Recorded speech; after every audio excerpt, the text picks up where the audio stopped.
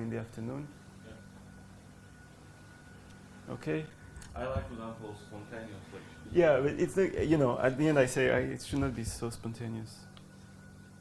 No, it's fine to be spontaneous. Okay, we have 10 more minutes. Please don't bring food. So, what is going to be said now, and then we can move on to science. Okay.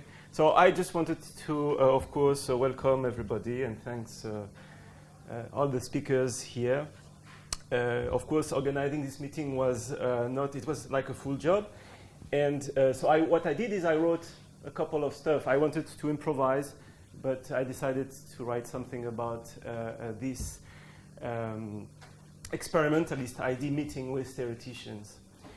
Okay, so first of all, I would like to thank Eddie, who did this very wonderful poster, and the people who helped me for the administration, that is Diana and Terry, who realized the website and much more. And also I would like to thank the financial support. This I have to say before maybe the first things.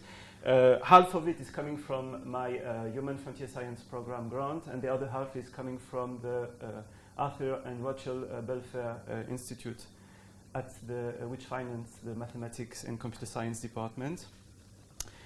So cell biology and modern biophysics have revealed the complexity of cellular processes, and today various fields of science are involved in this biological adventure to understand the cell function. And I would like to mention that, for example, experimental physics have through instrumentation really participate to this with amplifier, microscopes, imaging technique, patch clump recording, etc. But also computer science, which offer a very powerful tool for data analysis, which is heavily used in genes identification. But theoretical physics and applied mathematics offer also some possibility to construct models from biophysical consideration, and this is really important. And the mathematical analysis lead usually to a mathematical formula. And also the idea is that it can also lead to coherent and rational design of computer simulation, which is very important because some of the time mathematical formula are not enough. So while in the two cases, that is experimental physics and computer science, interaction with biologists is nowadays a routine, for theoretical physics and applied mathematics, the connection with biology is much more recent, and one of the goals of such a meeting is to consolidate this connection. So why experimentalists should talk to theoreticians? So during the past 5 days, we and many other groups around the world have tried to apply methods from applied mathematics, statistical physics, to model cellular processes at the biophysical level. And by collaborating with biologists, we were led to interdisciplinary approaches, and we were able to touch various fields of science, and we obtained a few results, and I would like to mention some of them now. So Hodgkin attracted the attention of the physiology community to the phototransduction question, that is, how light is converted into a cell signal and what is the molecular mechanism involved. So we have built model of the phototransduction and formulated equation for the mean and the variance of the number of phosphodiesterase molecule that was involved in this amplification mechanism, which will lead later on to the opening of the cyclic GMP channels. So this model led us to design experiments which were done in the lab of Juan Korenbrot at UCSF. We analyzed diffusion in rods and cones, the noise in photoreceptors, and it led us to the conclusion that the spontaneous rate of PDE in dark was not the same as the rate during light, which was something that was assumed for more than 15 years. So to analyze the dynamic of receptor trafficking on the surface of neuron, a research which started at UCSF with discussion with Roger Nicole and continued with interaction with biologists such as Antoine Triller, Daniel Choquet from France, we developed with Zev Schuss and myself and our students the theory of the small hole, which consists in estimating the mean time it takes for a Brownian molecule to reach just a fraction of the surface of a domain. It turned out that this mean time is exactly the mean time for two molecules to meet, and thus this is exactly the reciprocal of the forward binding rates in chemical reaction. And this concept was at the basis of modeling hierarchy of chemical reaction in small domain, which may involve a few amount of molecules. Another field where we were interested in is neuronal physiology, and thus in parallel with experiments which were carried out in the lab of Menachem Segal in collaboration with Eddie Korkotian, we developed new computation to quantify the geometry of dendritic spine, which are microstructure, the locus of excitatory connection in neuronal cell. And though we are far today from revealing the role of this dendritic spine, our collaboration really led us to some new ideas about how these structures are regulating calcium. Now, more and more quantitative questions require the construction of sophisticated mathematical models based on biophysical principles. And I would like to insist on this to really use the idea that we need to base on this biophysical principle in order to elaborate our models. So we can imagine the complexity of understanding electrical properties of dendrites based at the molecular level, or the difficulty to estimate how a cell takes a decision from a molecular interaction. It can be the decision or not to fire an action potential. It can be the decision to enter into a new cell cycle, or simply to trigger or not apoptosis. So the possibility to coarse-grained these processes is a fundamental step to our analysis, and this is what theory can provide. I would like that this meeting open opportunities for us to know each other, to reveal the problem and the problem we are interested in, and the methods we are using. Those of us who are theoreticians are very much interested in modeling biological processes at the biophysical level, and thus interacting with a biologist is a fundamental step of our research. But concept from theory can also lead to extremely fruitful results to reveal processes about biology. And I would like to comment 3 examples. The first one is the helicoidal structure of the DNA, which came out from the analysis of the X-ray crystallographic picture by Watson Crick. The second example is coming from Alan Turing in his 1952 paper, where he introduced the idea and developed the reaction diffusion equation to model a molecule, which he will call later on a morphogene, which goes from cell to cell in order to specify their position. He showed that this process can generate morphogenetic gradients, which ultimately leads to cellular differentiation and specialization. And the last example is, of course, something that is well known in neurobiology, which is the Huxley model, also published in 1952. Then in this model, the author showed that an action potential can propagate in an axon just by opening and closing of the channels. So there are more, of course, examples, and the best we hope are to come from future collaboration. And I, with many others, believe that cellular biology, biochemistry, and biophysics are sufficiently advanced today in terms of the phenomenology so that we can start to understand basic principles. So to finish, I would like to recall that the strength of the Weizmann Institute, as it is seen overseas, is really in the life sciences, but I believe that it is also in the opportunity to create new collaboration among different departments, which can only be done at the individual level. I hope that this meeting will create new interaction and fruitful discussion, and I hope that it will help us to bridge, of course, the gap between the communities. And I would like to remind something that is, of course, well understood, that mathematics is not simply a tool to fit data, but rather based on, again, physical principles. It really leads to identifying principles and reveal the complexity of the cellular biology. So I hope you will all enjoy this meeting, which will be decomposed into 4 parts. So the 3 first are about science, and the last one will be about music. So in the first session, we will discuss signaling in neuronal and photoreceptor microdomain. The second section is more about theory of diffusion in microdomains. And the last session will be about trafficking inside the cytoplasm and the nucleus. And for the fourth session, we will move to the VIX auditorium, where Zev, which is not here yet, has offered us the nice opportunity to listen mainly to Chopin. Okay, so I'll stop here for the introduction. We have, maybe we should start in about a few minutes. And we will start with Eddie, which will talk about, let me state it correctly, local diffusion, of calcium ion in a small sphere within neurons. So in 5 minutes.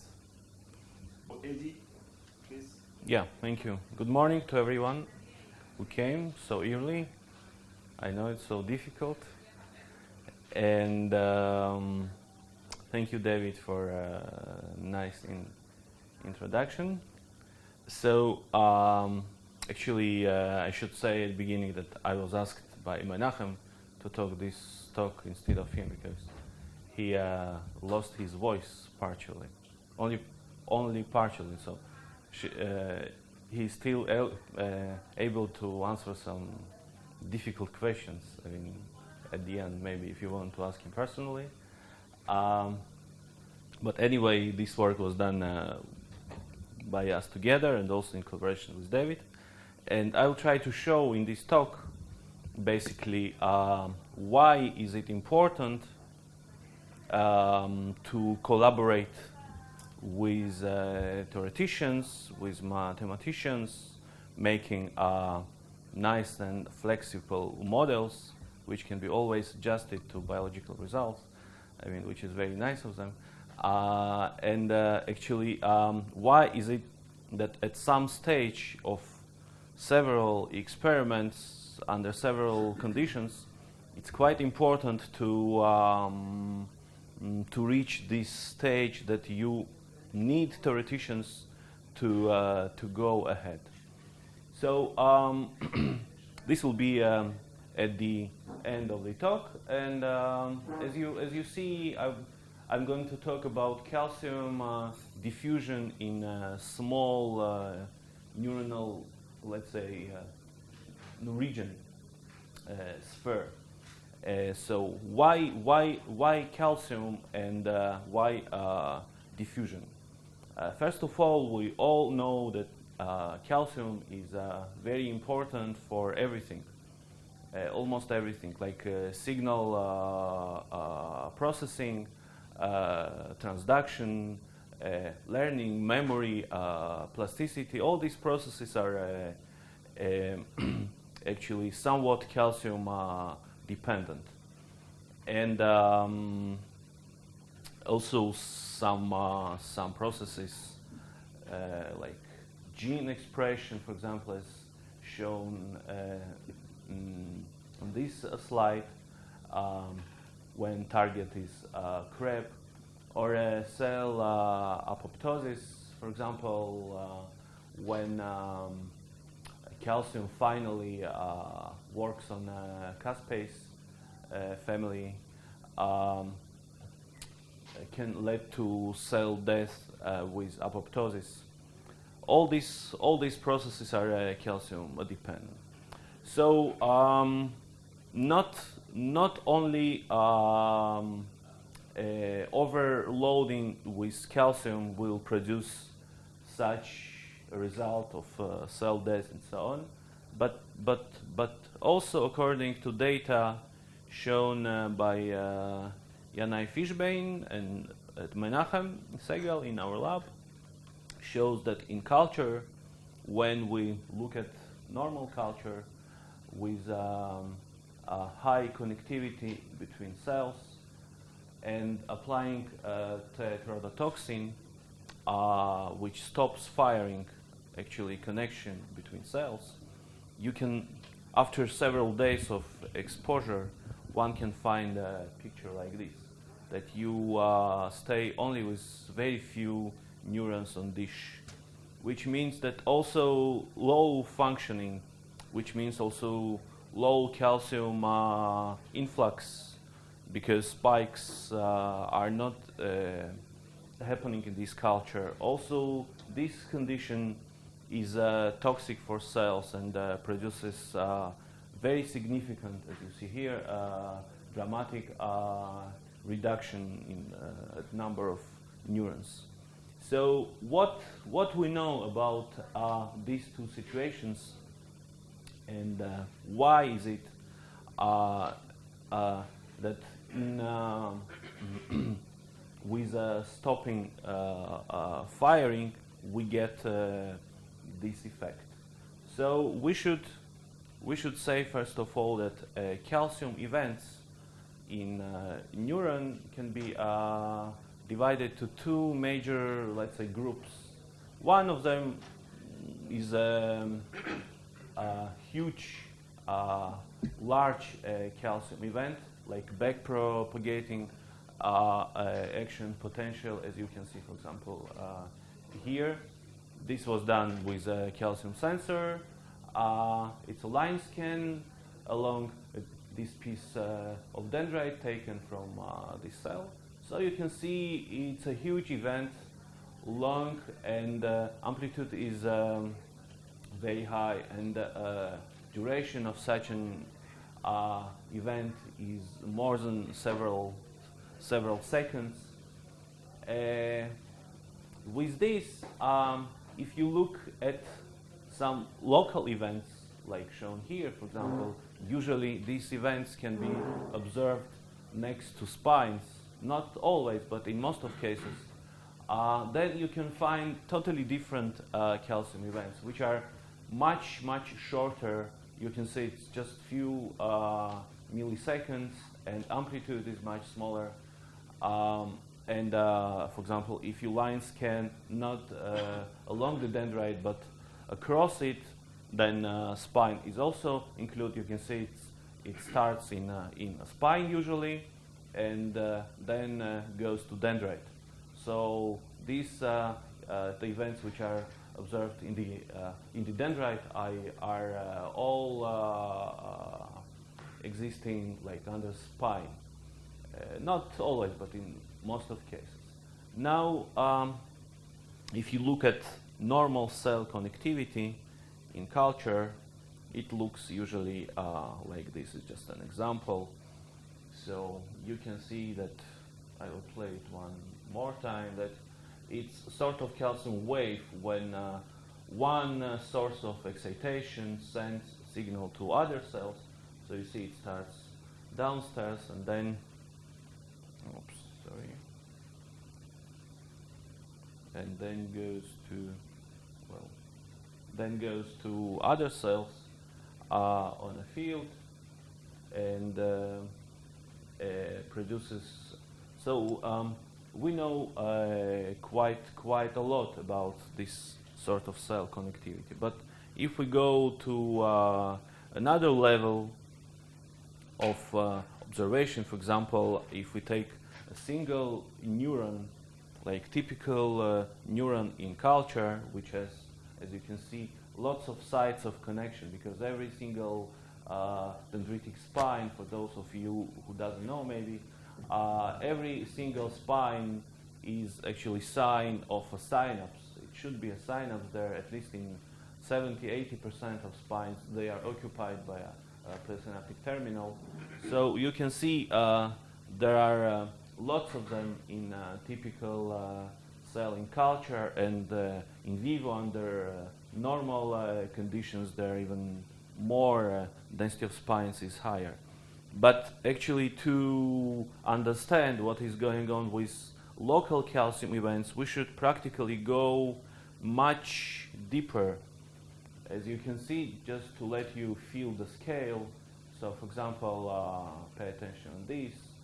So we should really travel from the whole cell level to this little compartment, which is a post-synaptic spine and presynaptic axon terminal, which look to produce synapse here. Of course, I'm not sure.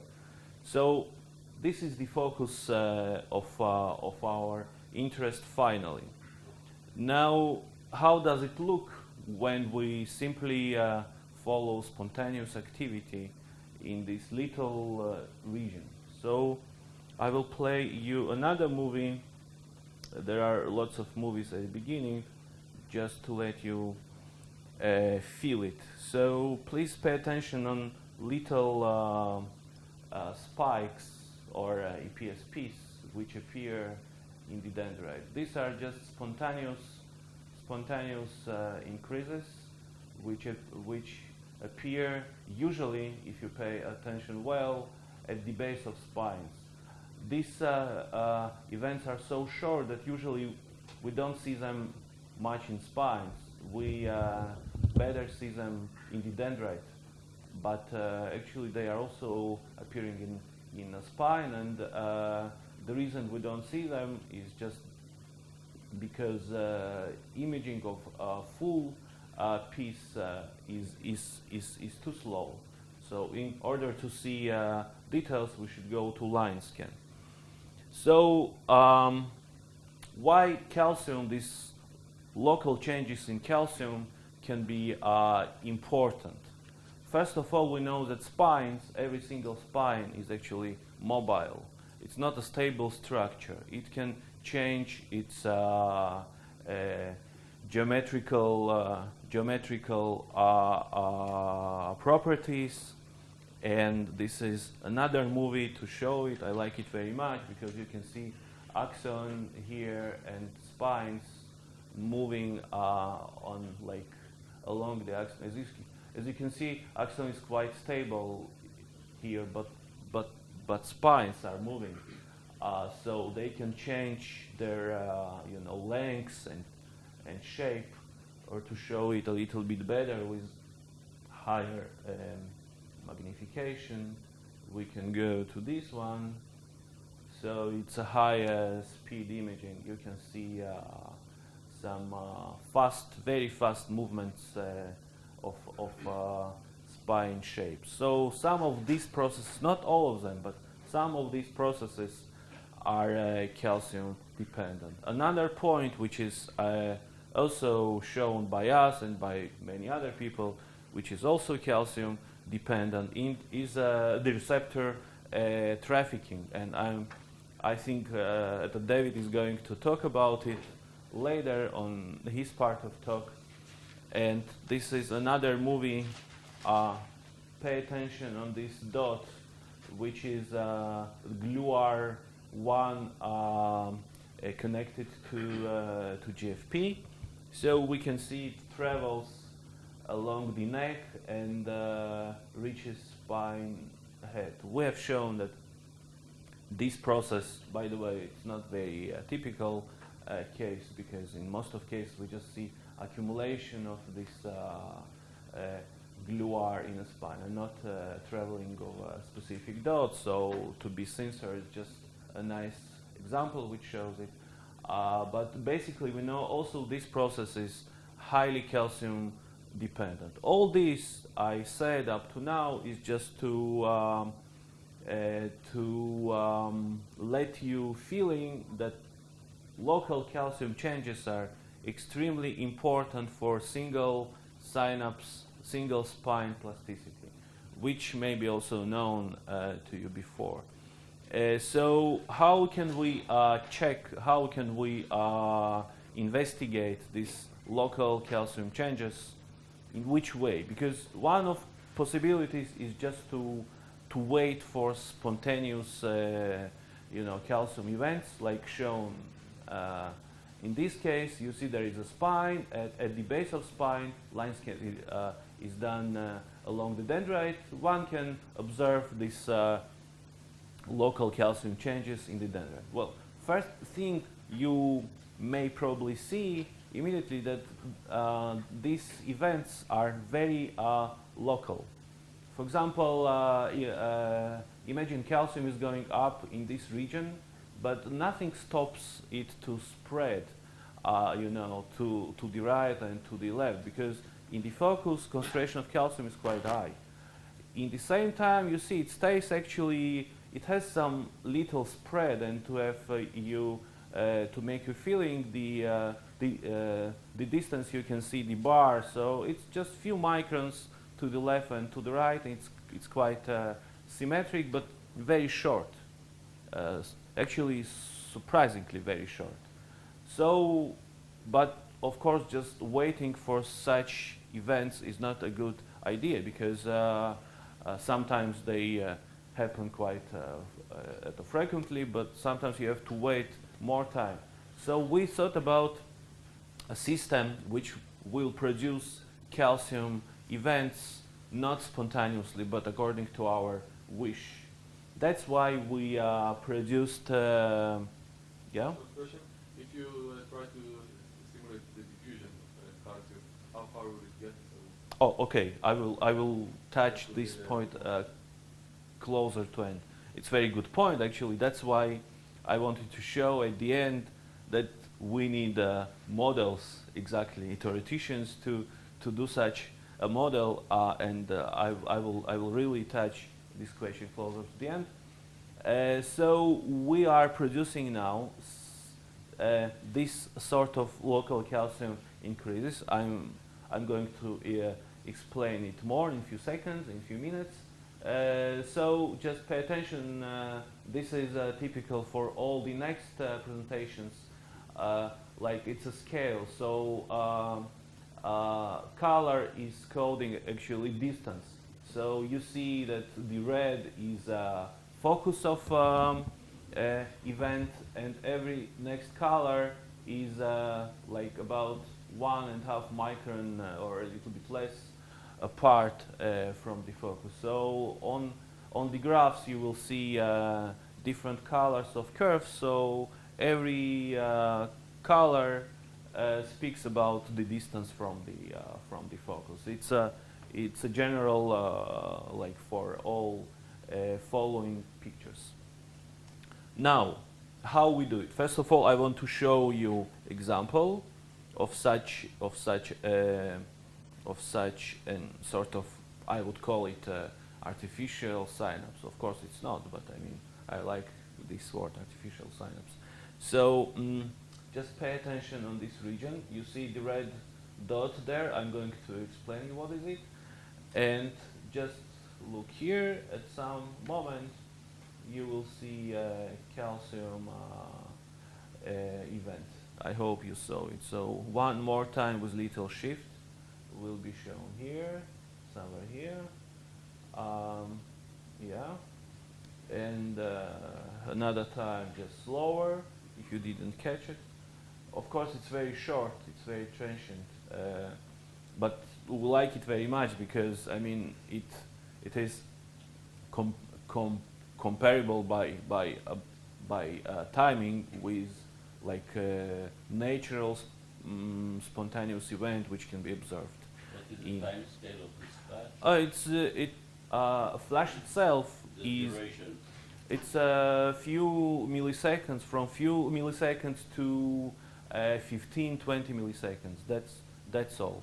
This is exactly what we see here with these spontaneous ones, which are about 20, 30 milliseconds.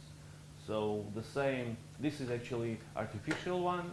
These are the natural ones, which can be seen here. So you can see the timing is quite similar. Even I took stronger excitation here, but typically we can go down with the intensity to make them even shorter. Now, how we do it? We use so-called uncaging. Maybe some of you know already about this. It's not very new technique, even still quite new, but we were between first, I would say, to build this system. At least we started to build it, one of first. So it is based on EGTA. You know, EGTA is a calcium chelator, but we use a special type, which is NP EGTA. It's photosensitive. So we implement this chemical into a cell. Cell should be transfected, for example, to see morphology, or it can be injected with some other contrast dye to see morphology of cell and the spine. Then this NP EGTA is converted into cell, inside the cell to the active form. So you see the molecule, and pay attention on this part of the molecule, which is light sensitive actually. This molecule, when it's at this configuration, can catch calcium well. So calcium is cached. It's a source of calcium is just intracellular calcium that this molecule catches. Then it holds it well for a while until the photo activation comes, which affects this chemical connection, actually breaks it. Then Kd of this complex going down to from 80 nanomolar to 1 millimolar. So its ability to hold calcium goes down significantly. Following which calcium is becoming free, and if we have a calcium indicator there, like a fluorophore or something else, we get a fluorescence in the region calcium was out from this complex.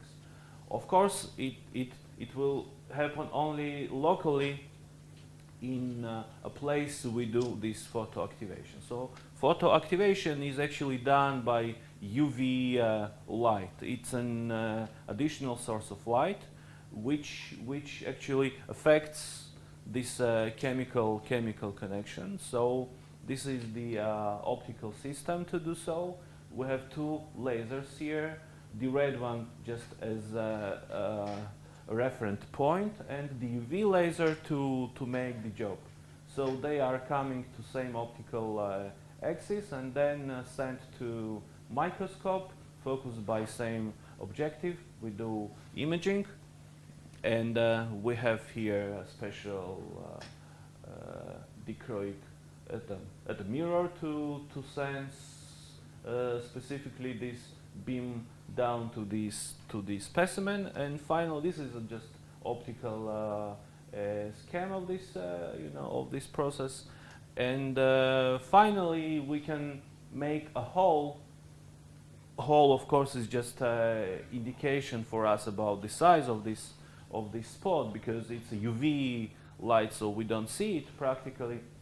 But as you can see, the hole produced by this laser, UV laser flash, can be very, very small, like much less than a micron. Let's say practically we don't say it's much less, we say it's about a micron, because it usually has also sort of aura around, so it can be a little bit more than it's shown with the hole, but it is never larger than a micron. And single synapse size is exactly about a micron. So we're quite happy with this uncaging system, that we can activate a single synapse or single spine size structures. Okay, I will go fast. Now, so we apply the red light as a reference, then it is converted to blue to do photo activation, and then we can record from the system. And now, last 5 minutes about results. But I mean, I will go fast because they are not so many, even quite important. So first question we wanted to ask was, is it true that dendrites at different sizes are more easy or more, let's say, difficult for spread of calcium, diffusion of calcium following this uncaging? And to our surprise, what we have found is that thin and thick dendrites produce about the same diffusion rate. So you can see, like, every next curve is showing next step of diffusion. And actually, when you reach about 3 microns from the focus, or especially 4 microns, effect totally disappears. So at 3 microns from the focus, you don't see anymore any calcium increase. On the other hand, thick and thin dendrites produce exactly same or about same diffusion ability. Now we have checked effect of calcium stores, because one can say, okay, it may be calcium store, depend on, and what we did, we applied tapsigargin, which stops, ATPases, which produce uptake of calcium into stores. So comparing these two cases, with and without tapsigargin, we can say they are quite similar. There is little difference when you compare the far diffusion stages. It's a little bit more in tapsigargin. So we should say that uptake into stores makes diffusion a little bit shorter, but not so much. Still, it can't actually explain so narrow and small diffusion in the focus of uncaging. Another experiment we have done, and it's quite interesting and surprising experiment. We just took same cell and did uncagings at the base of a spine and few microns apart, like you see in these two cases. So it's the same, exactly same at the dendrite. Just you see dot of uncaging is here in one case and like 1 micron apart in the other case. Surprisingly, very surprisingly, we have found a significant difference in diffusion between these two cases. We could see that actually in a case of uncaging at the base of spine, we have shorter diffusion, which is shown in the blue line, with the blue line, in comparison to this one, which is shown in the red. So you can see quite significant difference. Even at the focus, they look similar. At the focus of uncaging, just few microns apart, they show some significant, not so big, but some significant, let's say, the difference in the ability to spread. So uncaging, which is done at the base of spine, doesn't spread so much as one which is done a little bit apart. Okay, and our last observation, and probably most crucial observation, was to finally to compare the dendrite to a glass tube. We took a glass tube, like you pull pipette for electrophysiology. At the end of this tube, it can be comparable by its size to a dendrite, and we filled it with exactly same, composition of dye and caged compound as we use for cell with patch pipette. So we hope concentrations of the chemicals are exactly the same or about the same in these two cases. So we had to expect same diffusion in these two cases if all the rest is exactly the same. But practically we could see very significant difference in these two cases. Like for a dendrite, it was still very local. For the glass tube, even a thin 1 micron tube, we could see about 4 or 5 times larger diffusion than for a case of dendrite. So it's much easier for calcium to travel, to diffuse to sites in this case, which actually partially takes responsibility for questions about diffusion of complex dye plus calcium together, because some people say, okay, maybe what you see is not just single calcium molecule diffusion, but the complex diffusion. So if it's complex diffusion here, it should be also complex diffusion in this case. So because conditions are the same. So still, it will never explain this very significant difference in diffusion. So finally, I want to say that, how can we explain this observation? This is a typical EM picture So it's a spine with presynaptic terminal, spine apparatus inside, and some endoplasmic reticulum everywhere, and a mitochondrion here. So I've shown some factors which can affect calcium diffusion. It's first of all PMCA, which are plasma at membrane to pump calcium up. Secondary, it's circopumps, which are inserting calcium into stores. Then it can be some calcium buffers, proteins which catch calcium, all kind of them, which are probably everywhere.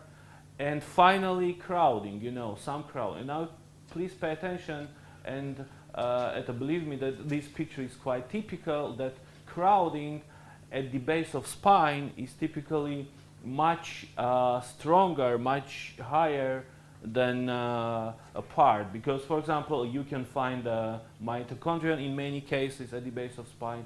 Also, density of ER is higher at the base of spine. All these factors also may reduce diffusion in this system.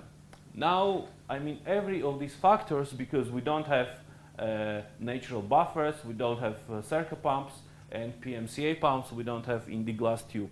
So all of those factors may be important to explain the difference. Now, which one of them is actually explaining, or which combination is actually explaining the difference, is a big question, and it's quite difficult to do sort of experiment to realize it, because you can't actually stop all of these pumps, especially PMCA pumps, and you can't take out the buffers from so at least it's very difficult. I don't know, this experiment will produce so many artifacts, so it will be quite difficult. That's why I wanted to say that at the beginning, that at this stage we need a model, for example, to clarify this question, and David this such a model. So I hope in his lecture he will say a few words about this system. So from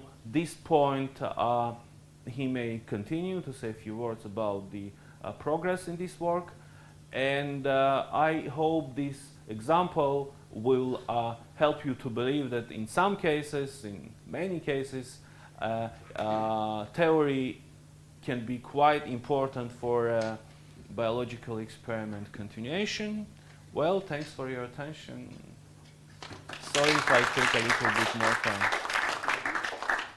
Questions? I have a question. Can you elaborate about the similarity between calcium dynamics with the heart cell? The role, like the calsequestrin. Can you elaborate a little? Okay, of course, there are different buffers, and KD of those buffers is quite different. So one should take into, but we don't have any specific tool besides maybe some knockout animals which don't have some of these buffers. But practically, it's very difficult in experiment to take out all these natural buffers and compare situation with buffers and without buffers. But it's very easy to do in a model. Just to take out buffer from the model, it's quite easy. So I think they found that existence of the buffers is quite important for diffusion, but maybe it's not the key point. I guess the key point was the crowding, because in many investigations it was mentioned that actually a dendrite is just a tube which is filled by electrolytes, but actually it's not totally true, because you have to consider many membranous structures like mitochondria and so on, which take out the space of from the free space, actual free space. So according to me, what we stay there in the dendrite is with about 10, 20, maybe 30% of its actual diameter. So probably this is the main point, and also viscosity of the cytoplasm, which is also different from. But of course, buffers are also very important, and I think David will touch this point. Okay, but before giving you the opportunity to give a question, I would like to answer the question you asked during the talk. So what we did is we did a mathematical model to look for diffusion inside the dendrite by taking into account crowding, pumps, buffers, and we found that for the amount of crowding that would be representative, really you see that there is calcium spread is very limited, about 1, 2, 3 micrometers. And really, the buffering, we varied this buffering capacity, and really you observe this really robust phenomena, which was very interesting to see that although the theory was confirming this kind of result. Okay, that was to answer your question, so please, Baho. Comment on the question. I'm very pleased that you found, theoretically, that crowding is the most important thing, because it fits what we find in Drosophila photoreceptor. Talk about this, that we have similar microdomains for calcium, and we found that there is a special protein to make the crowding. Do you find a special protein to make the crowding? You mean a buffer or No, just a special protein? It can be a little bit calcium binding, but the main thing is to create crowding by a specific protein. So it's a specific protein and not just ER or mitochondria or whatever. So do you Okay, find something like this? I mean, would like to talk to you more. I mean, after talk. No, we didn't go to this direction. It would be very interesting. But Baruch, in that Very case, good, very you good. find the microdomain. What are the size, the typical size that you are? The microglia are 1 micron long and about 60 nanometer.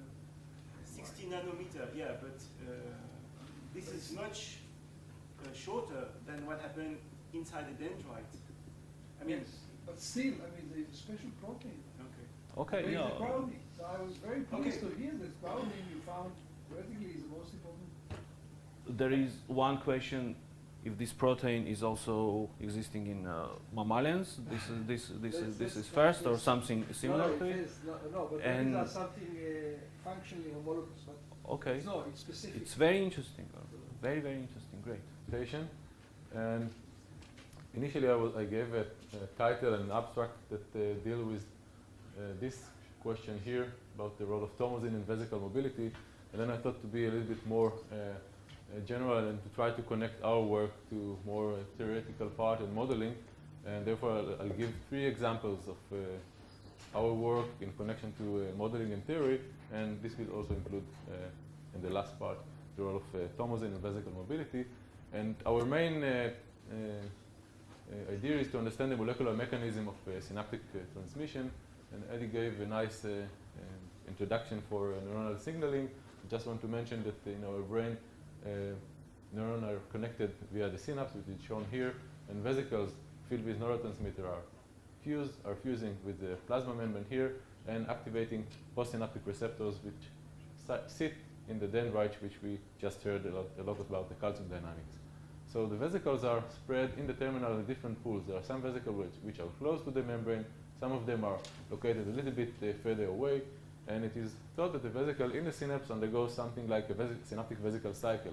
The vesicle has to unload with neurotransmitter, the vesicle has to translocate to the membrane to undergo a step which we call docking.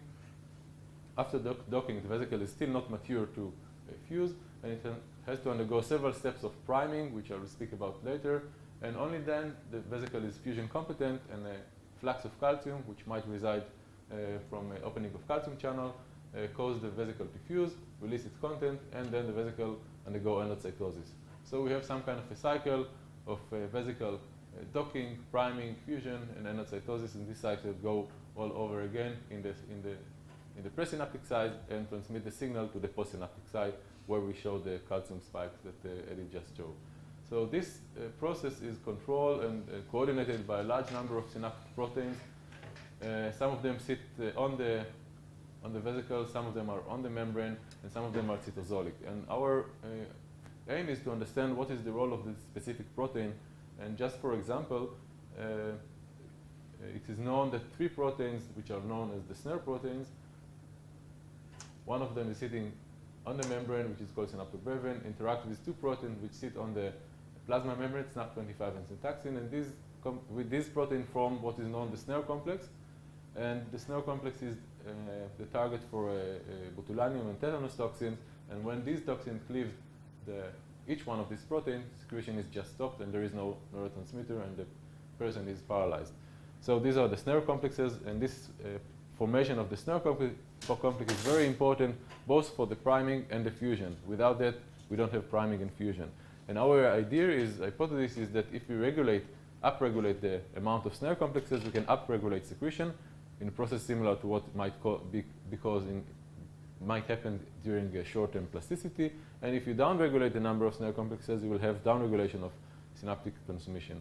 And we are, in a way, investigating several proteins which are modulating the formation of this complex. After the formation of this complex, usually calcium is rushing through the calcium channel. It's bound to synaptotagmin, a putative calcium sensor, and we have fusion of the vesicle. So in general, we have here a set of proteins. Some of them has a known function, and most of them, the function is unknown, and we are trying to identify it. And how do we do it? And I will mention several methods that we are using. The first approach is to try to change the composition of the protein in the cell, and this can be done either by knockdown or knockout or by overexpressing of a protein. I'll give you an example mainly of overexpression of protein. We are infecting cells with semdichiforous virus. The cells here are green since they have also a GFP tag, and you know this is a cell which expresses a protein, this one is not expressing. And then in order to measure the effect on secretion, in this case we are measuring the changes in membrane capacitance. We assume that when vesicles fuse with the membrane, the cell surface area of the membrane will increase, and by measuring directly by the patch pipette the surface area of the membrane, each time the vesicle fuse, you will have an increase in membrane capacitance, and you can follow exactly how much vesicle fused and what is the kinetic of fusion. And at the end, you end up with a graph like that. And this graph was taken also with the help of calcium release from a cage from NPEGTA, which we just heard. So I will not elaborate on that.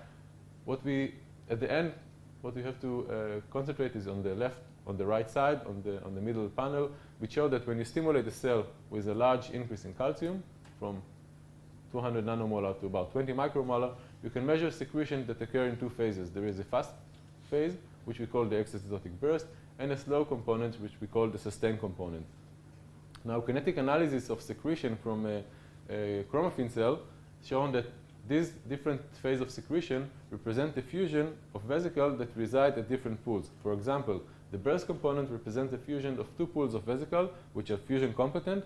One of them is faster. This is the yellow part, and then there is a slower part, which represents the fusion of this SRP. And then the slow component represents the fusion of vesicles that undergo priming and fusion throughout the stimulation. So these ones represent a pool either of docked that have to undergo docking and priming, or only primed vesicle. But you can, with this protocol, you can separate the kinetics, and you can separate the amount of fusion at each one of the pools.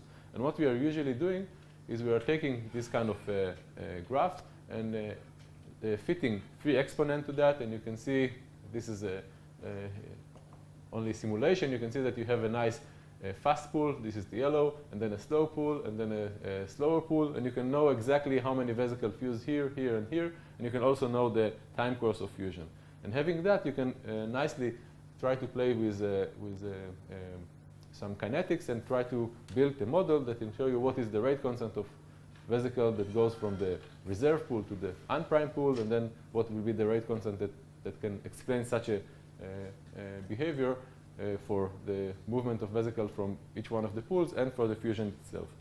So for example, when you overexpress a protein, and in this case I choose Minke 13, it's an old work, but it has a very nice effect. You can see that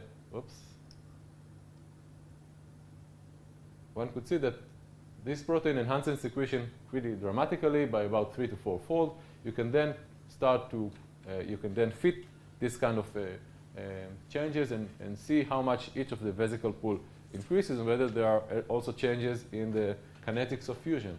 And you end up with a model that you can simulate secretion under this condition. And for that, for example, in order to explain this huge effect of Minke 13, we only had to change one parameter, so increasing one of the rate constant, and by increasing the rate constant of priming, so movement of vesicle from this unprimed pool to the fusion competent pool, you can enhance the resting pools and just enhance the RP and the SRP, and also enhance the rate of maturation of vesicle throughout the pool. So this is a very simple and efficient way to simulate secretion under this condition. And using this method, we and others have shown that, for example, several proteins are working at specific step. For example, Minke 18 is working in a docking step. Minke 13, which I just showed you, is working on the priming step. And the snare protein are working on the priming and diffusion step itself. Now, this is quite nice and rigorous. However, at some condition, for example, like this, like this S-shaped secretion, it's very hard to try to fit it with exponent, and it's hard to explain it in the course of the model that I just showed you. And in order to explain these conditions or this kind of secretion, we have developed a different model, and we started to explore exocytosis by a chemical kinetic approach. And the idea or the objective was to explain the molecular nature of the different pool, not to say this is a pool of readily releasable pool, but to say these proteins are important to this pool, and these proteins are important to maturation of this pool to the other pool. And the other aim was to understand the dynamic intermediate protein complexes that drive vesicle exocytosis. And actually, this is something that you don't see in experimental in experiment. Usually, you have the end effect, which is the secretion. You don't know what was the interaction that happened before the secretion. And our basic idea was to define the precise sequence of protein-protein interaction that drive the exocytotic process. So how do we do it? We are taking the proteins that are known to affect exocytosis. This is a list of maybe 1/3 of the protein, and this is what at least we started to play with. We have all the snare protein, and we have some accessories protein. And now what we are doing is we are developing a mathematical model that's based on sequence of protein-protein interaction between the synaptic protein. And this creates something like a linear sequence of chemical equilibrium with the interaction. And everything is transformed into differential rate equation and subjected to numerical integration. This is a nice word for mathematician, not for a biological person. So what we are doing is as follows. So for example, we're taking two proteins like SNAP25 and syntaxin, and we have the K-on and K-off for the formation of complex, of this complex, the first binary complex in the set of reactions that brings to fusion. The next step is to try to see the kinetics of formation of complex. So we know the composition, we know the concentration of syntaxin in SNAP25, we know the K-on, or we can speculate the K-on according to the simulation that we are doing. And we have a differential equation which basically represents the rate of formation of specific complex. We are doing this thing for all the interaction in our model, and there are about 16. I think they will be shown in the next slide. So for example, this is an initial set of reaction that we have. So several protein interaction with each other, and then another protein comes, then calcium, and then another protein, and then calcium. So you have here 16 parameters of rate constant and several concentration, and you start to play with it with this model. I have a question here. Yes. How many molecules are involved in the system of equation? Average? We took the main essential one that were published. So there are probably other proteins which are involved. But at least with the model, you end up, for example, that this rate constant is 2 times lower than it should be. So there are points to... My question is about, for example, how much calcium? So there are... 20, 50, 100, 200, million. Okay, so calcium is easy. Calcium was measured in the system quite efficiently, both the calcium that is needed for the priming step and the calcium that is needed for the triggering step, and we are using calcium in the range of 10 to 15 or 10 to 20 micromolar to stimulate secretion. And actually, you can raise the calcium in the simulation, also in the experimental, and we based the simulation on experiment from 200 nanomolar in steps of 100 nanomolar and see what it will be the effect, and then from 10 micromolar to 20 micromolar and see the effect on the rate and the amount of secretion. But for the snare, for example, snare molecule involved might be a few per vesicles. Okay, I will come to that in a minute. Here we don't know how many snares you need for a vesicle. We assume that you need at least one protein for a fusion of vesicle, and we are now trying to elaborate on that. So there are several, and there are quite a lot of unknown parameters, but this is a starting point. This is something that gives you something of a platform, and now you have more information. You're adding the information into this scheme and expanding it, and I'll show it in a minute how we're doing it. So for example, these are the experiment that I showed you before. This is the secretion in capacitance, and very nicely you can fit this curve with the simulation, and every mathematician will tell you, okay, if you just add another equation, you can fit everything as much as you want. So, and this is true. So what we did is we started to use a genetic algorithm, and the genetic algorithm is the idea is that you have your experiment,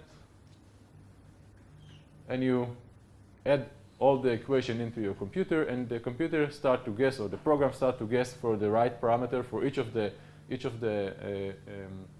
reaction that I showed you, and look for the fitting, whether it's good or not. And then it progressed like evolution, and it narrowed down, and this is shown on the next slide. For example, this parameter, which is K1, was starting in a very large range, and towards the generation, towards the different repetition of the program, it ended up narrow to a relatively narrow range.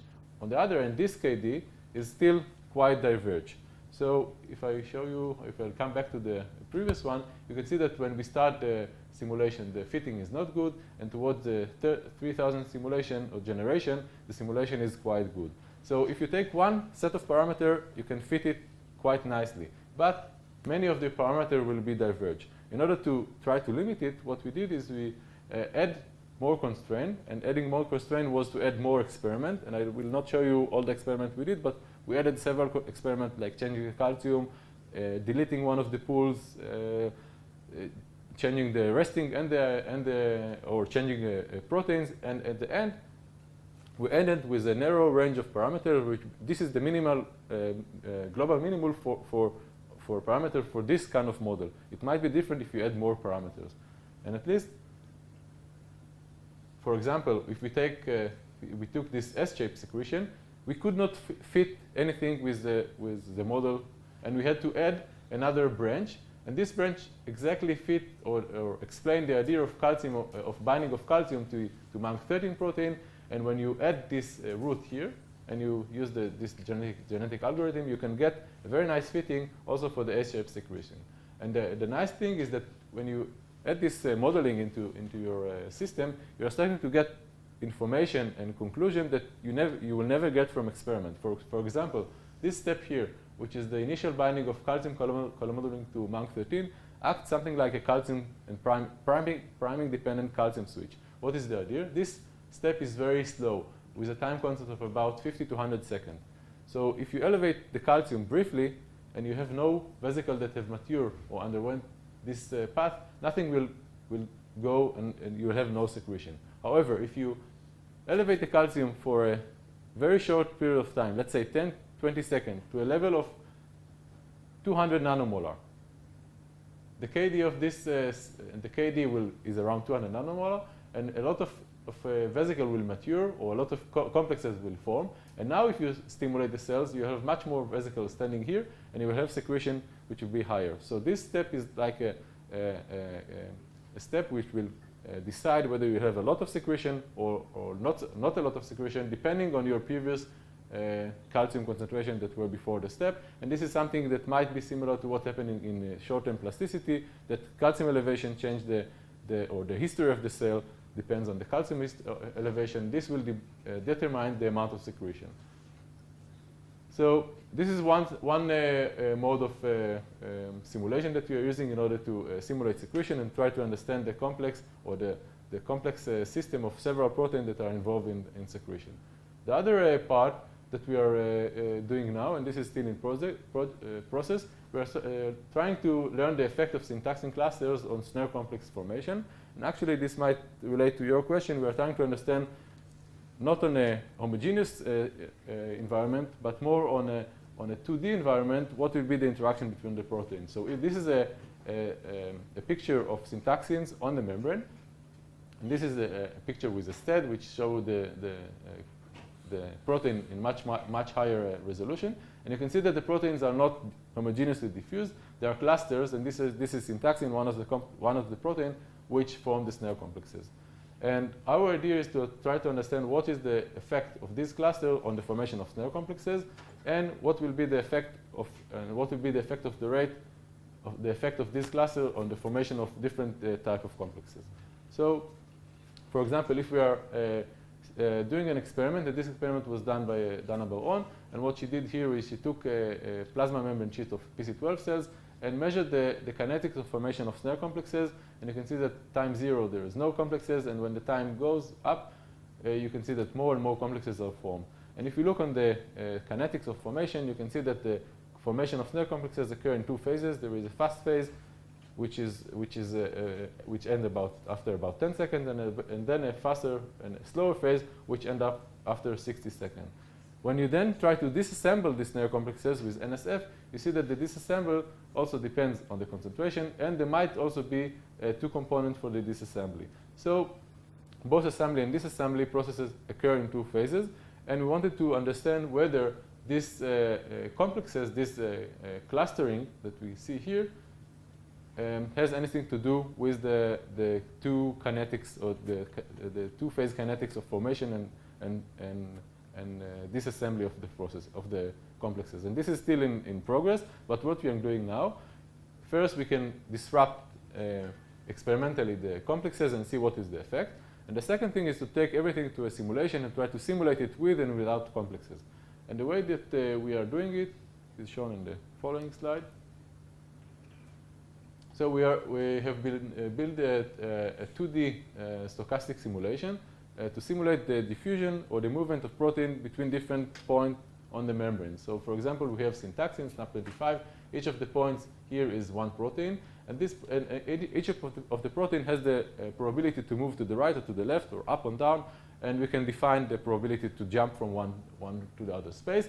And when two proteins come to the same spot, they have a probability to create a complex, either the binary complex, which is shown in green, or the ternary complex, which is a complex between three proteins, which is shown in light blue. And we can simulate it either with clusters or without clusters. And just to show you how the simulation is running.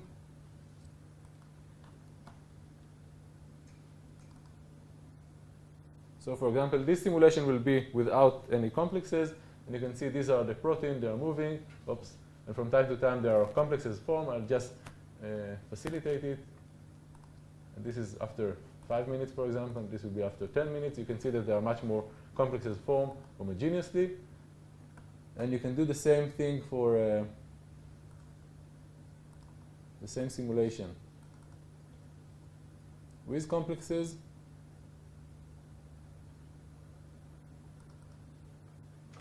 If it will run. So now these are complexes with syntaxin. I'll just stop it for a minute and let it progress, and you can see that complexes are formed mainly on the clusters.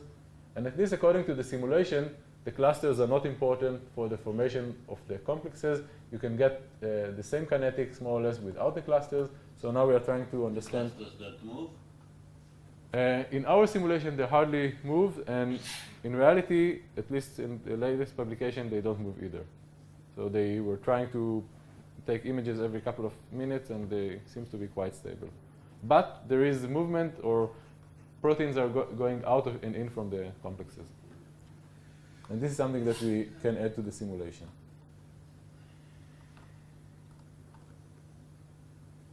So these were two examples of experimental and simulation approach that we are trying to take in order to understand the involvement of the many proteins in this process of exocytosis. And at the end of the talk, or towards the end, I would like to concentrate on one protein, which is called tomosin. I'll be a little bit more specific and try to give you another way that we are looking at the effect of this protein. And tomosin, for example, that I will speak about is a syntaxin binding protein, so it binds this protein which sits on the membrane.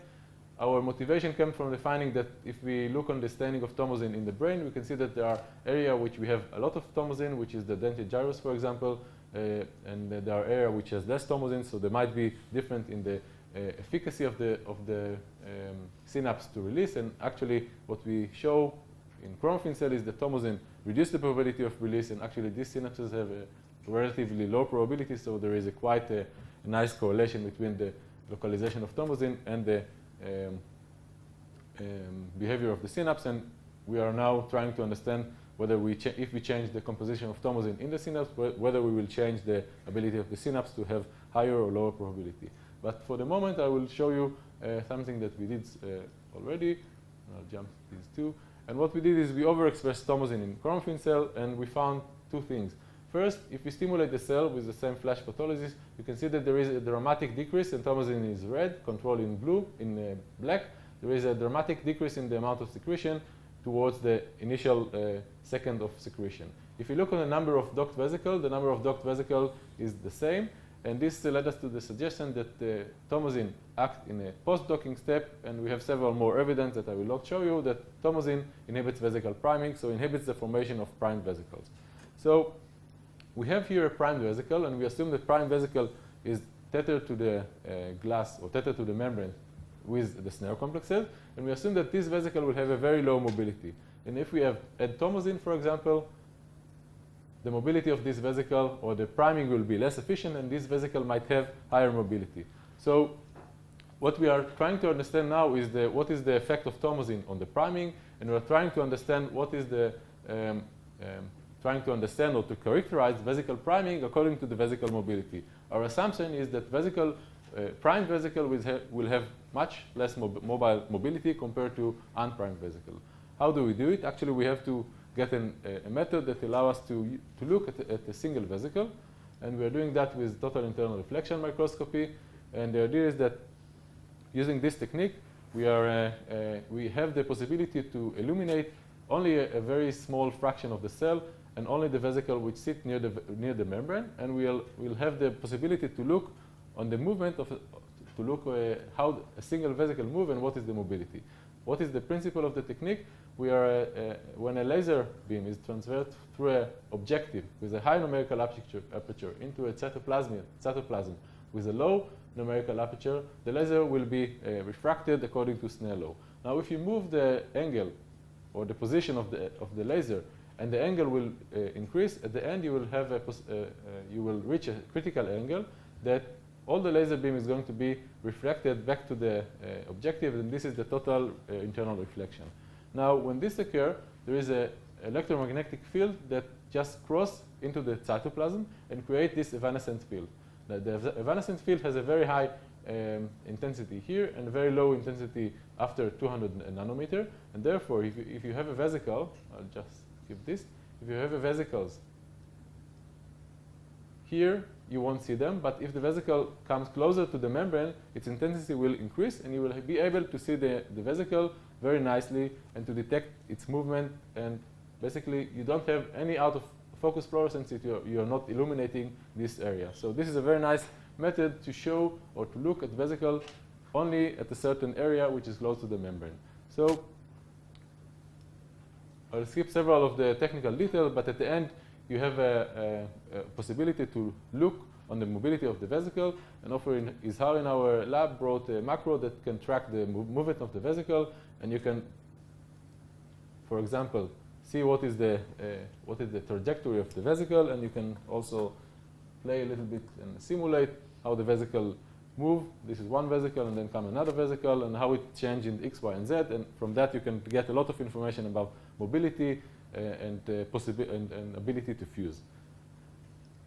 So I think I'll skip that.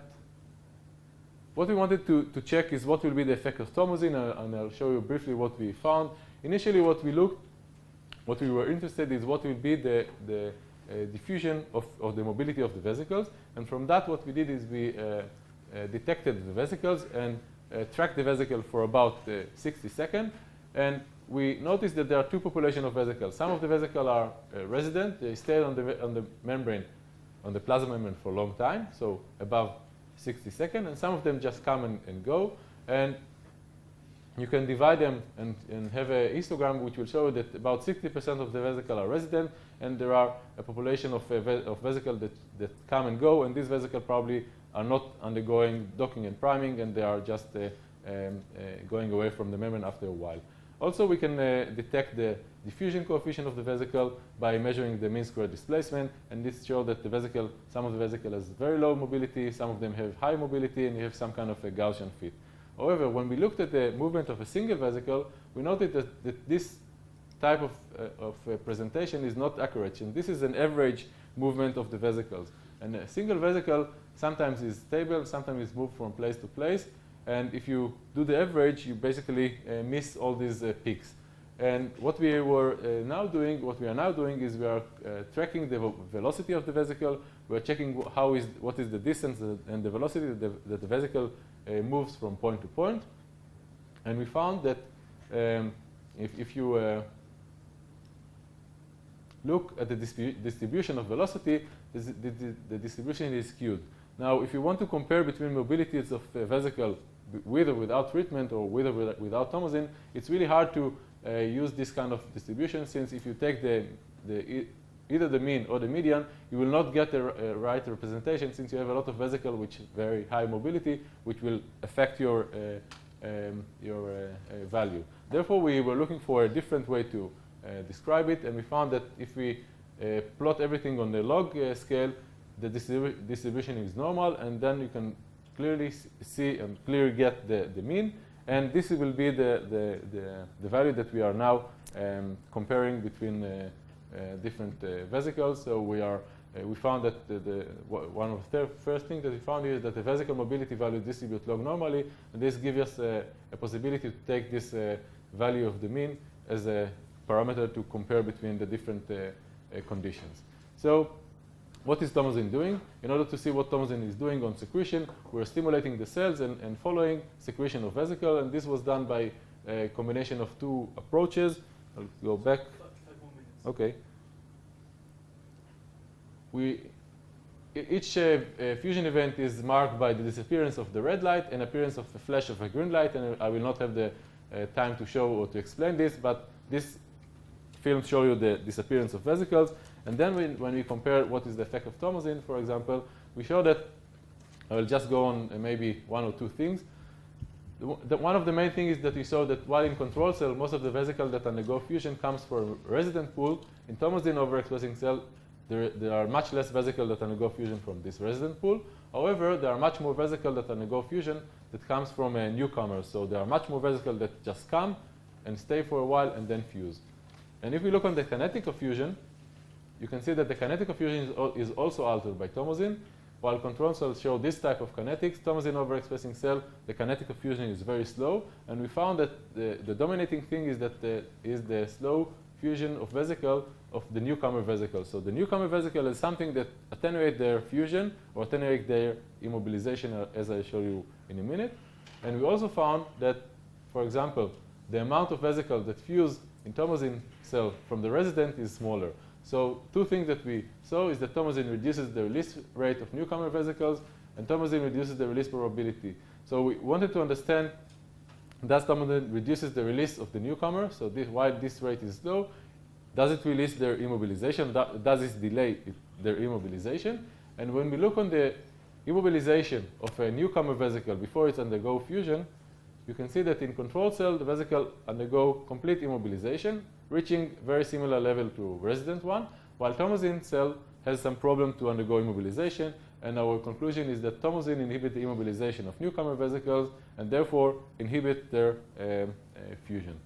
I think I will just skip it and go to the conclusion. So our suggestion based on the data is that we have several pools of vesicles. For example, we have an immobile pool, which will be the prime pool, and then a mobile pool. Most of the fusion event will happen from the immobile pool. Now, when we overexpress tomosine, tomosine will shift this equilibrium. We'll have much more immobile vesicle. I haven't shown you that, but we have the data, and much more mobile vesicles, and then the turnover will be larger, and then this can explain why we have less vesicles resident and much more vesicles which are newcomers.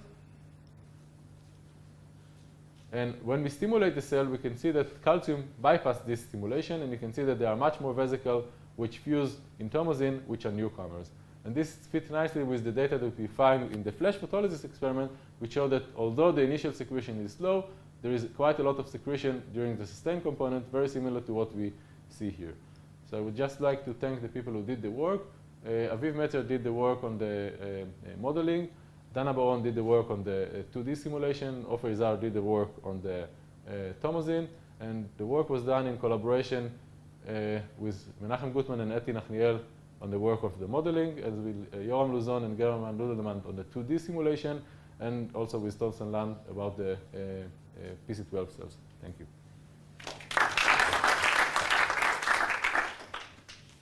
So questions? Yeah, I have a question. From my point of view, the most interesting phenomenon you described, the log normal distribution of the velocity. Log normal distribution characteristic of stock market. Can you guess why is it log normal? At least what we know, two things is that the vesicles themselves are not diffusing like a normal diffusion, so something restricts them. Obviously. So there is some actin network that restricts them, and this probably will somehow limit their mobility, so they are moving in a cage and not in a normal diffusion. I'd like to say that what makes for log normal distribution is a diffusion coefficient that depends on the state variable itself. Diffusion coefficient is linear with the velocity itself. Mm-hmm. This would make the distribution log normal, Okay. and only this will make. So there must be some physics This is some. say why the diffusion coefficient of the velocity Yeah. is proportional to the velocity. These are something. Very interesting. Yeah, this is something that we are not. We don't know the answer, and we will be happy to collaborate and to hear a suggestion from Very interesting. the theoretician or from any other people. I can also remark that this process of formation of clusters has been studied by Smoluchowski in connection with colloids, formation of colloids, that they cluster together and then they move slower and so on, and also in polymerization. Now the methods are different. Smoluchowski's method is more similar to what you did, only at his time there was no simulation. The dynamics of clusters. In polymerization, they use reaction diffusion equations to coarse-grain the populations. And these are two different approaches that separate the scales. And some theoretical work can be done. So there are two, at least experimental data that we know that cause this clustering. One is the oligomerization of the syntaxins. So it's not enough that they will just come to this cholesterol-rich area. So oligomerization of them is important, and cholesterol is important. So if you disrupt both of them, you will have get rid of the clusters. So this might give us some idea to start to play with it. But these 2 points are points that we are quite weak in, and we'll be happy to get more information. And so just to comment on this, don't you have also a component, if you have a vesicle moving along actin, that is also like drift and has nothing to do with diffusion? I mean, like a directed motion. So you see sometimes directed motion.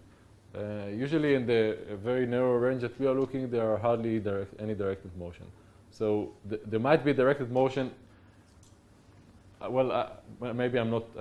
I'm wrong. So there might be small directed motion. So 2 or 3 frames which have directed motion. This might be traveling on actin towards a fusion site. So if you try to do a correlation and to try to say whether it's directed motion or not, you might be able to say whether it was a directed motion, but we haven't done it so far. Other questions? complicated model with many equations. Is there some way to say which are the essential equations, or are some more essential than others in the sense that other species may? Yeah. may So this is a good question. So for example, when we built it, we took some of the equations according to the experimental data, and we know that if we take this protein from the cell, there is nothing, and if you take this protein from the equation, there won't be, so it will stop. And at a certain point, the several pathways or bypass pathway were found, and we had to introduce them. So I can say, for example, if we go back, I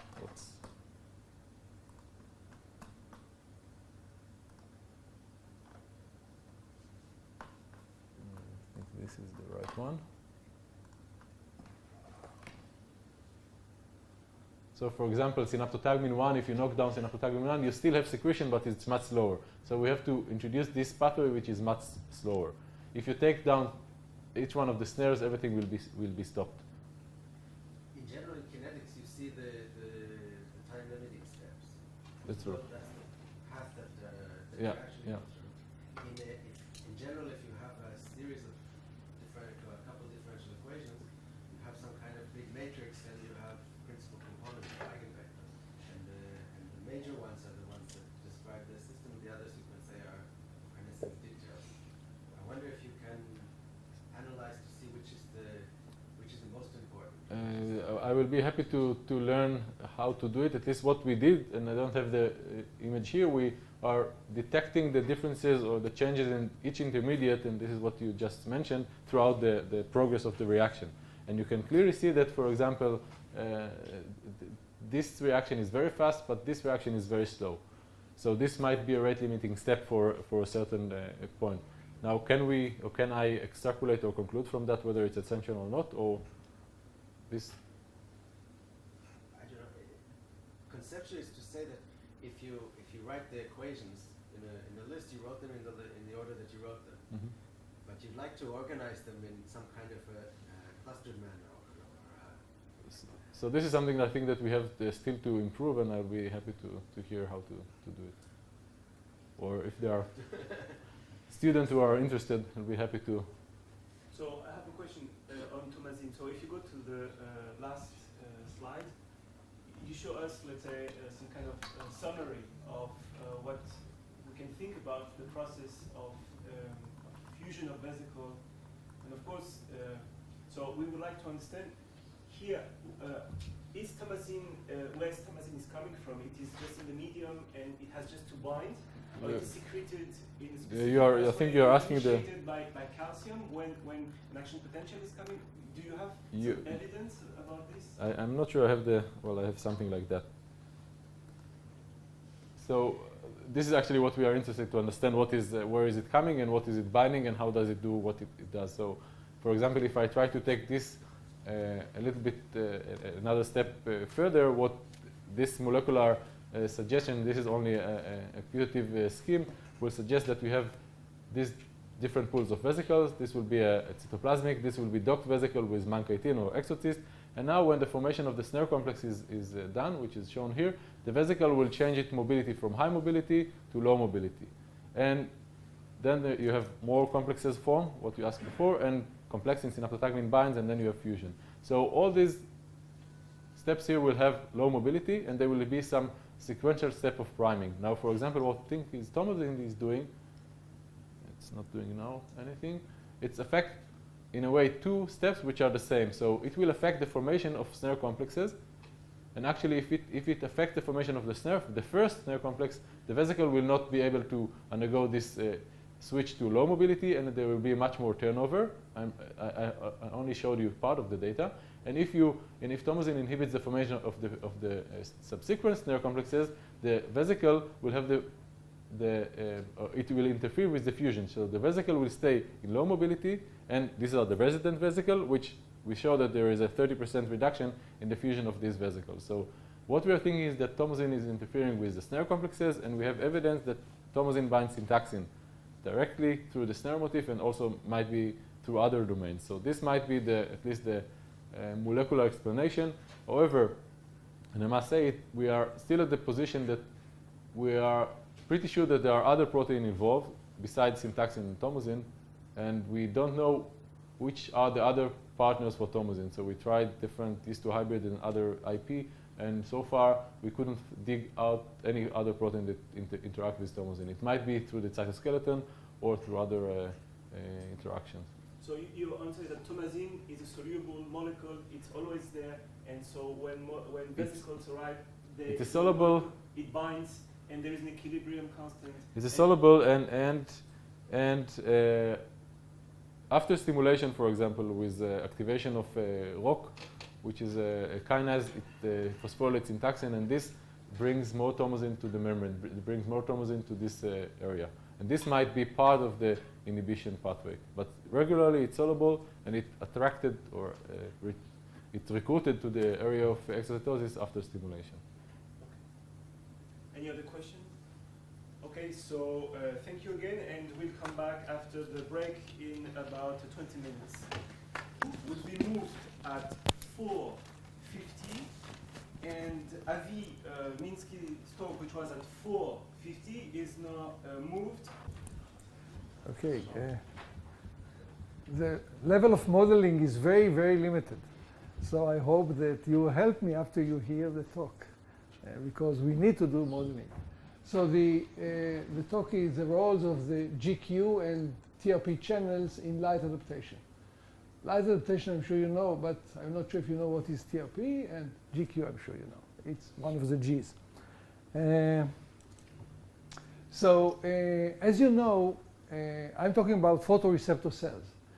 And light adaptation is the process by which the photoreceptor cells adjust their sensitivity to light in an enormously wide range of ambient light intensity without saturation. And this is an intriguing process that people break their head to understand it. And today, I'm going to concentrate on two mechanisms of light adaptation. One is a long-term adaptation that is induced by a translocation of the GQ alpha, and I'll explain what it means. And the other process is fast light adaptation. This is in time scale of many minutes and hours. And the other one is the fast light adaptation, which operates on the level of the TRP and TRPL channels, and I'll explain what it means, these channels. So first, I would like to demonstrate how, when we record, we do patch clamp whole cell recording in single photoreceptor cell of Drosophila. What is the manifestation of light adaptation? So here, this is a light pulse, and we patch clamp, we keep the membrane voltage to resting potential, and we give increasing intensities of light.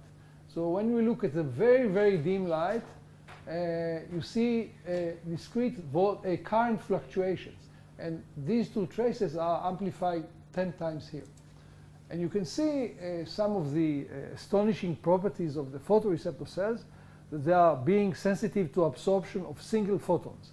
And here you see the responses to absorption of single photons. When we increase light intensities, then the rate of these, we call them quantum bumps. The rate of quantum bumps increases linearly with light intensity, and they sum and produce the macroscopic response to light. See, it's very noisy here. This is amplification of this trace here. And although the light intensity is constant, you see that there is a decline of the current, the average current, to a low steady state level. And this decline here, we found out, and others, that this is due to not to reduction in the frequency because this is still linear, but in the amplitude, the average amplitude of these single photon responses. And this is a manifestation, one of the manifestations of light adaptation, because this decline prevents saturation of the light response. Now, if we increase the light intensity, you see that these processes become really very, very strong. With a brighter light, we have this initial transient that immediately declines to a low steady state level. If we superimpose a light here, the sensitivity is reduced, but if we increase the light intensity, still we'll get a transient response and it becomes back. So this is a manifestation of the process of fast light adaptation. Now, what is... Can you elaborate what is the source of the noise? It channels it open and... The source of the noise, no. Each one of them is an opening, synchronous opening of about 40 channels. And the source... More noise means more channels open. And the noise here is because of the fluctuation, because this is a discrete event. So you have summation, you can show, this we found that actually this reflects the summation of these single photon responses. And this is because it's not, this noise is not because of channel noise, but because of this discrete summation of this. It's not channel noise, but opening of channels. A random opening. But it is because of, yes, the cause is the opening of channels, yes. Yeah. And I'll come to this later on. Okay. And in the trace, for the single photon, it seems that the amplitude is not the same. It's not like as robust as we have in mind for... Yes, it's completely different than in the systems that you were, on the vertebrate. In the vertebrate, there are also single photon responses, but each of them is just scaling down of the macroscopic response. And here, no, you can see it here. And I would like to mention now the log normal that you mentioned later on. If you, instead of giving a continuous light, you give a flash, very short and very dim flash, so that you can induce only one, on the average, about, the probability is even less than one. Then, and you measure the time that takes from the flash to the initiation of each one of them, then you get a tremendous variability in the latency, and by some miracles, the only functions that I could fit to this is log normal. So later on when I show you the cascade, I'll appreciate if you think why it is log normal. I have no idea. Whatever the time from The the waiting flash time. to From, the opening. for the opening of the formation of each one of The them. opening of the complex. Yes, is it's It's sync the waiting time. The waiting time is log normal. log normal, yes. The waiting time is log normal, accurately log normal. I have no idea why. Okay, so Very nice. okay, thank you. So this is a fast adaptation. Now I'll go to the slow adaptation. And again, I explained it in terms of these single photon responses. Again, you see the tremendous variability in amplitude as well. Okay, and so these flies were raised in the dark and these in light. Now, if you look at the response to exactly the same light intensity in log scale here, you see that in dark rays flies, the frequency of these single photon responses is much larger than in light rays flies under the same conditions. And so we can plot the frequency of these single photon response, the quantum bumps, as a function in log scale of the light intensity. So these are in dark rays, and this is in light rays. You see there is a shift of the operation curve, and it's about 5 times reduction in sensitivity if the fly was raised in the light or in the dark. And this has nothing to do with the fast adaptation, because we wait. In the fast adaptation, the parameters that change when it declines is the amplitude, the average amplitude of the single photon response. Here we measure the parameters. This is the amplitude in the dark light rays, half width area. They are the same. So it's really change in the frequency. And now the question is, what makes it what makes the reduction in the frequency of these single photon responses? Now, the reason we do it in Drosophila is because we have the power of the molecular genetics of Drosophila. And in Drosophila, one can do miracles, as you know. And so this is, with the years, in collaboration with my colleague, the biochemist Zvi Selinger, we figure out what is a cascade of reactions. So this is a signaling membrane, and this is part of the major proteins that are involved in the process. So everything starts when a photon is absorbed in the visual pigment, the rhodopsin. There is isomerization of the chromophore. And then when it is isomerized, there is a high affinity to the next stage, to the G protein, which is a kind of a biological switch. As you know, the G protein is composed of 3 components, the G alpha and the G beta gamma. And upon association, this G protein is breakdown, and there is the alpha and the beta gamma. And this breakdown of the complex allows a exchange of a bound GDP with cytoplasmic GTP. So and then the G alpha bound to, and I'll come to the details later on, bound to GTP is the active species that now has high affinity to the next stage, the phospholipase C, and it activates the phospholipase C, and the phospholipase C hydrolyzes a minor phospholipid PIP2 into 2-second messenger, deacylglycerol, and IP3. So how do we know that all these reactions are relevant to vision? Because every cell has several, at least sometimes many, cascades that exist. So we know because this is Drosophila. We have mutants for each one of these components. And we can eliminate each one at a time by what we call genetic dissection. And then measure the reaction without one component. And if we eliminate this or any one of the subunits or this one, the fly is completely blind. So we know that they are essential. But if we continue with this approach and eliminate the target of the deacylglycerol, the PKC, or the target for the IP3, the IP3 receptor, nothing happens. So this is very, very confusing. And still we don't know, I mean, the explanation. We have ideas, but, and this is not the topic here, I will not talk about this. But so there is a big question mark, not only here in Drosophila, in all inositolipid signaling. It's a big question. We don't know. But we do know that the target of all this are the surface membrane channels.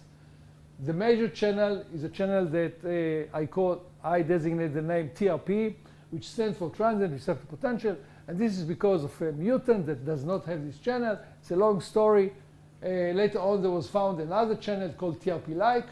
If you remove them genetically, these two, the fly is blind. So it's clear that the target of all this is to activate these channels. But how they are activated, this is a big question mark, and I'll not talk about this. Do you have any resolution of time constants for these reactions? For some of them, yes. We know the lifetime of the rhodopsin is about 100 milliseconds. Nothing is mobile here, by the way. I don't show all the details because they are all attached to a scaffold protein. The only mobile molecule is the GQ alpha. And I'm coming to this in a minute. All reactions occur at there is no mobility. Precise times. They are synchronized by the photon absorption. And then once the photon hits, everything happens deterministically except from one. yes. Or all of them are random in time. Well, actually it's random in time. But it is locked to the absorption of photon, of course. But there is a tremendous variability in the latency. Yeah. Well, because it depends. You have to see the structure, because it depends where the absorbed photon hits in the structure. This is also an important parameter. But the only mobile thing is the GQ alpha. I'll come to this in a minute. Okay. So we thought, for reason that I don't have time, that the cause for this reduction in the frequency of the bumps is the GQ alpha. And I'll tell you why we thought about this. So first, I just want to give you some more details about the GQ alpha. So this is a rhodopsin. It's composed of 3 subunits, the gamma, the beta. They are anchored. This is superficial. Unlike the receptor that is an integral membrane protein, these are superficial proteins.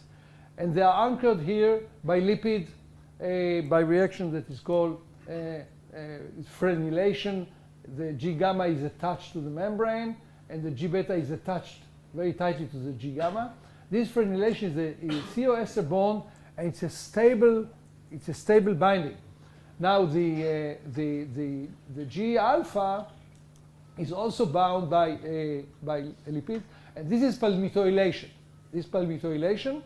And the accepted theory is that in order to anchor this G alpha to the membrane, you need 2 conditions. You need the G beta gamma because it binds to the G beta gamma, but this is not sufficient. You need also this palmitoylation, and there is a specific enzyme that cleaves this here, and this cleavage causes dissociation of the G alpha, and it leaves the membrane. And this